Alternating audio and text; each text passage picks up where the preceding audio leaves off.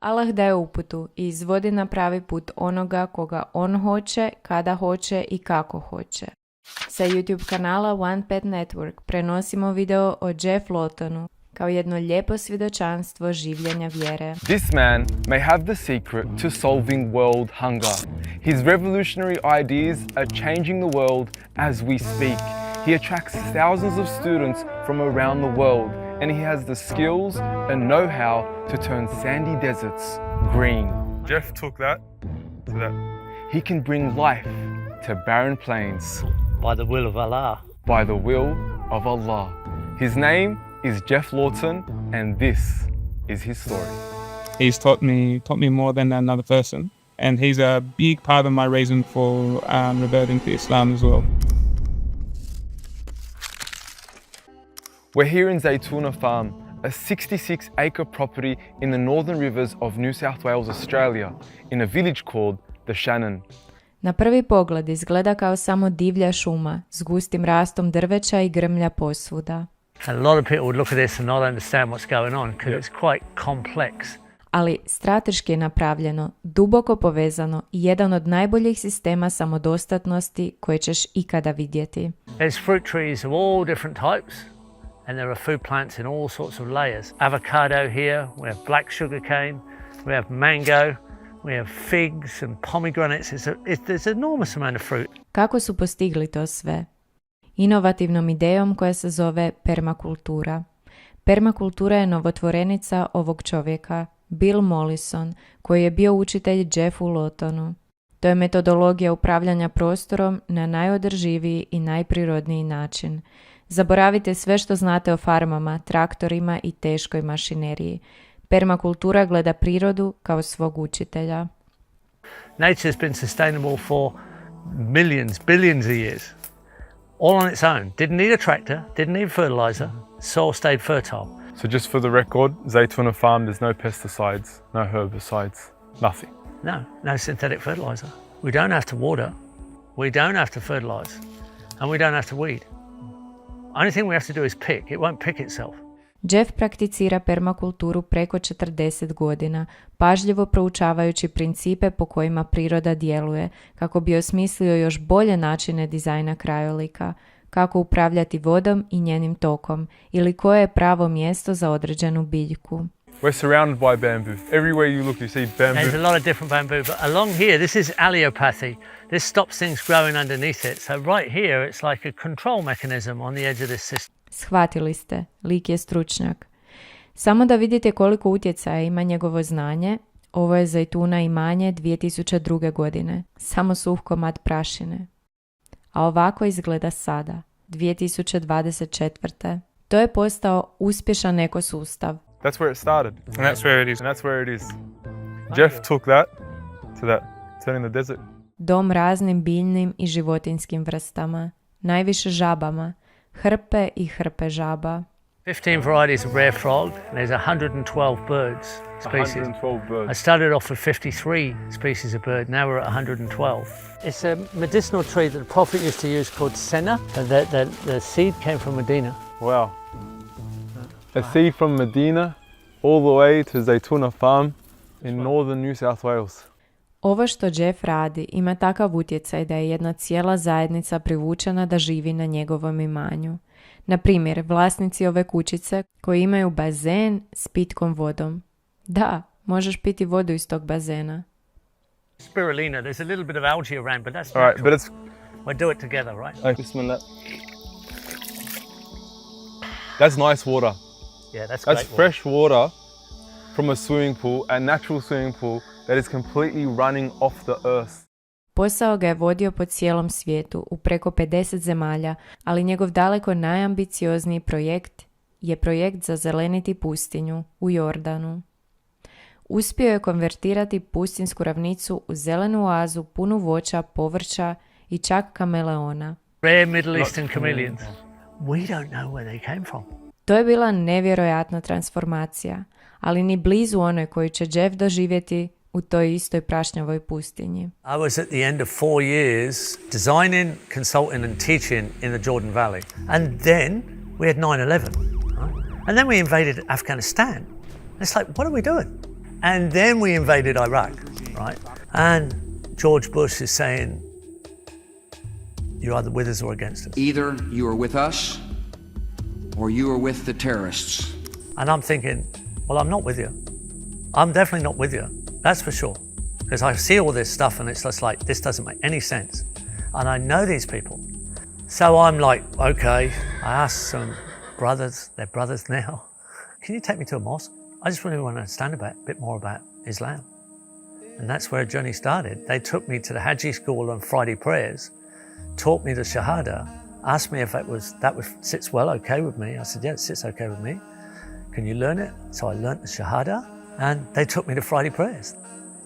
The head imam walked straight up to us, in amongst everybody, and said to my friends, who's this? Oh, no. I said, his name's Jeff. He just, what's his name? He said, Jeff. And he just laughed. And he said, nah, his name's Jamal Adin. Which I know the translation of now, right? So, and I'm like, okay. Everything seemed pretty cool. Almost seemed quite alternative in some ways. It was very peaceful. It was very easygoing. It wasn't rigid as I thought. It was quite hippie actually. Peace be with you, salam alaikum, don't have an ego and show off your body. Može se reći da mu je islam bio potpuno prirodan, a može se reći da je prirodno da se desi ovo što se iduće desilo.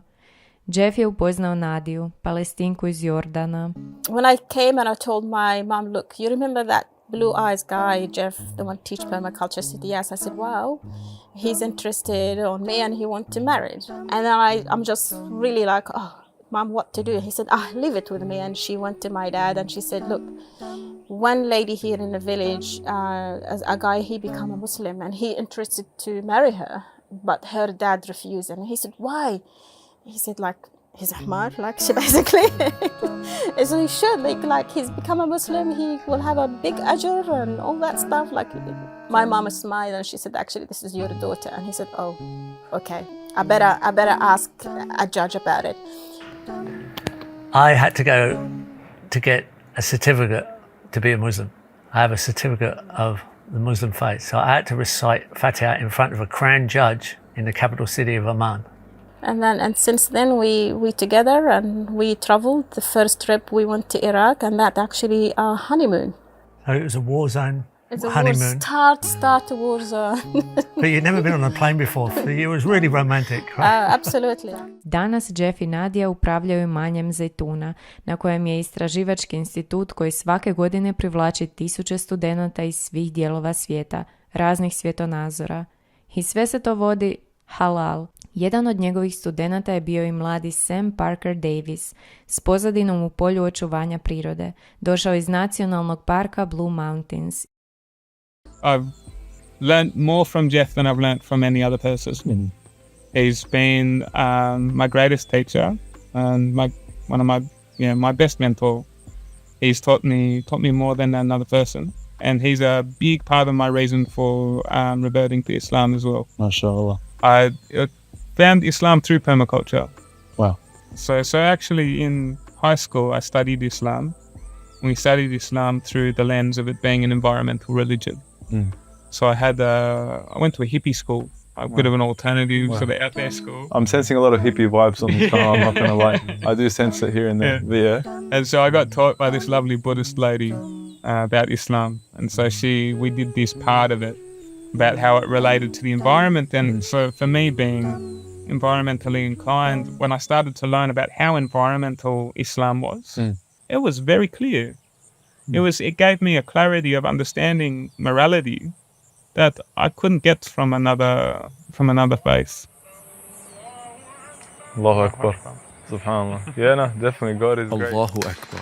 Da, nevjerojatna priča, ali tek kada je otputovao u Palestinu, ljubav prema islamu došla je na novu razinu. And Palestine was perhaps the most impactful country I've ever been to in my life. Wow. I went to Hebron. Khalil. Yes. Yeah. Man, that place shocked me to my core. Wow. I got to a vantage point. I could see over the wall. I could see the rubble of old Arab houses, town blocks that had been destroyed. And I could see like a city, 150,000 people just next to like 500 settlers that were surrounded by militaries, 18-year-olds wielding machinery they should not be wielding. Oh, wow. And then I walk out onto the street, and these little 5-year-olds run up to me with no shoes on, offer me food straight away. First thing that happens, like these kids with no shoes, you know, they're obviously not got a lot of money. And the first thing they think to do to me, a Westerner walking out of an occupied area, first thing that happens is I get offered food. And that's got to say something. Yeah. So I think the kindness of the Palestinians, more than any other people I met, showed me truly what Islam was. Za mladog Sema, Islam je način života koji osnažuje njegovu ljubav za okoliš i njegovog stvoritelja, Allaha. The more and more I was here, the more and more I saw Islam as something holistic and complete, to the point where even the time you woke up, it was the healthiest time. And the time you went to bed, it was the healthiest time. And then I went through Ramadan being only eating raw food. And I started to see a side of Islam that Islam is built for the person who stewards the land. Islam is built for the person who works with their hands. And I truly believe, because subhanAllah, the Prophet, peace be upon him, he worked with his hands and he knew these truths. Yes. For us to interact with and try to understand the vastness of creation and the profundity of creation, the absolute awe of creation, I think we would never truly understand or never even start to grasp how beautiful this creation is without interacting with it. If we live a disconnected life, a life disconnected to creation, we work a 9-to-5 job, we sit in an office, we think about mundane things that we must do in order to survive, in order to put food on the table. We're not thinking about, wow, how did these tomatoes grow from that tomato plant and end up on my plate? Like I would if I picked a tomato from a plant, you know? That's not something that's easily thought about when you're just sitting at a table, when you're tired from work. And the closer and closer you live to nature, the more and more easy it is to be in absolute awe of the life that you live, of the world that we live in, to be in absolute connection with God, which is what awe is. If we're in awe of creation, how can we not be in awe of our Creator? How can we not be in love with God? To je holistički način života i razumijevanja vjere koji se utka u srž zejtuna imanja. One thing I noticed about Islam was it takes the complications out of life. If you take it as pure sunnah, you know, and try and live like the Prophet, right, as best you can, right, peace be upon him, you're taking the complications out of life. And when you read, and I've read the translation of the Quran, of course, it's like an instruction manual of how to live. So it sets out the Sharia law in such a peaceful way that's all done for you, right? So you just get on with life after that. It's very peaceful feeling toward the Islam and toward the Prophet and toward the permaculture. I feel like this is the only way we could actually live. And if it's not living this way, I think it's part of the Sunnah is missing. Oh, she's taught me a lot of wisdom about life in general, all of life. There's lots of wise words come out of my wife's mouth, I can tell you. She's my rock. I go back to the rock and ask. She's got the solid base. Ovo je bilo dubinsko razumijevanje vjere, od kojeg smo mi koji živimo u gradu odvojeni. If you do the right thing in this life, and you live a good life, and you get judged well, you end up in paradise, where there's a forest of food and fruit and clear water running underneath. Yeah, where are we right now? In a garden. We've got water running. You're sitting in a swale, right? That when it rains, it's going to have water in it, right? A garden and it's going from dam to dam. Rivers flow. We're surrounded by fruit, right?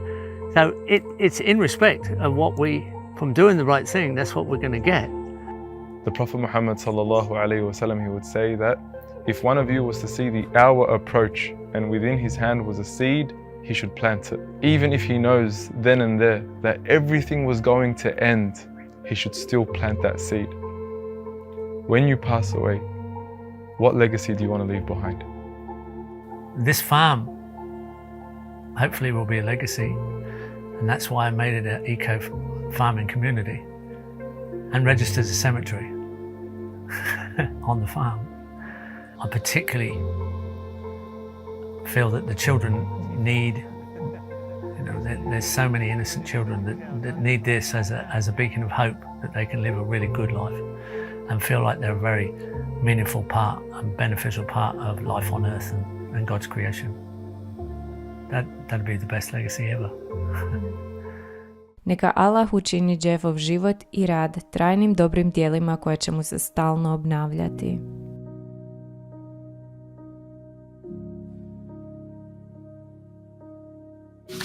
Mi, tvoji studenti, već smo dio tvoje ostavštine, Jeff. Tvoj rad u permakulturi je džihad, nema sumnje. Džihad i dobro djelo za cijelo čovječanstvo, koje ti se stalno vraća. Neka Allah blagoslovi tebe i tvoju obitelj. Amen. Baš kao što se u permakulturi vrijednosti stalno obnavljaju, jednom kada se taj jednostavan, urođen i prirodan princip postavi, tako funkcionira i život. Daje dobre plodove za onoga koji ga je dobro postavio i dobra djela mu se stalno vraćaju i umnažaju i obnavljaju. Neka i naši životi i rad budu po tom principu i neka se uspijemo organizirati da i kao narod možemo sakupljati dobre plodove na ovom i što je bitnije na onom svijetu. Eto, to je islam, to je ono o čemu je Marko pisao u svojoj prvoj knjizi dok je još bio kršćanin 2006. godine.